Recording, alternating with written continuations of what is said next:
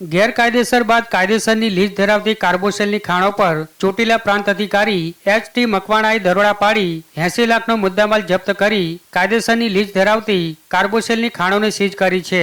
સુરેન્દ્રનગરના જામવાડી વિસ્તારમાંથી લીઝ પર લીધેલી આ કાર્બોસેલની ખાણો ખનીજ માફિયા વિઠ્ઠલ જાગાની ખાણો હતી, જ્યાં મજૂરો કામ કરતા હતા પણ તેમનું રજીસ્ટર નિભાવ્યું ન હતું અને વર્ષોથી કાયદેસરની ખાણો બતાવી ગેરકાયદેસર કાર્બોસેલનો મુદ્દામાલ દેખાડી કરોડો રૂપિયાની કમાણી ખનીજ માફિયાઓ કરતા હતા. એટલું જ નહીં, ખાણોમાં વરસાદી પાણી ભરાયેલ છે એટલે કાર્બોસેલ નીકળે નહીં, છતાં 400 ટન જથ્થો દેખાડવામાં આવ્યો હોવાનું બહાર આવ્યું છે. આમ સરકારી નિયમો નેવે મૂકી ચલાવવામાં આવતી હતી આ કાર્બોસેલની લીજો, જેને આખરે સીઝ કરાઈ છે.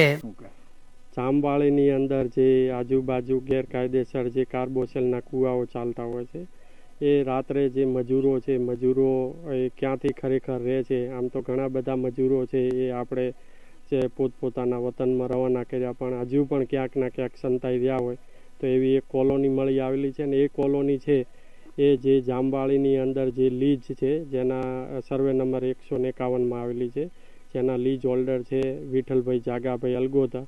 તો એ જે સર્વે નંબરની અંદર એમણે જે લીજનું ખોદકામ કરીને જે ઓવરબંડન નાખેલું છે, ત્યાં 37 કુલ ઝૂંપડા છે આવેલા છે ને એમાં જે મજૂરો રહે છે અને રાત્રે ગેરકાયદેસર પ્રવૃત્તિઓ સાથે આ સંકળાયેલા છે. આ મજૂરોનું કોઈ રજિસ્ટર કે એવું કાંઈ નિભાવેલું નથી અને આ મજૂરો અત્યારે હાલ છે એ આજુબાજુ સંતાઈ ગયેલા છે.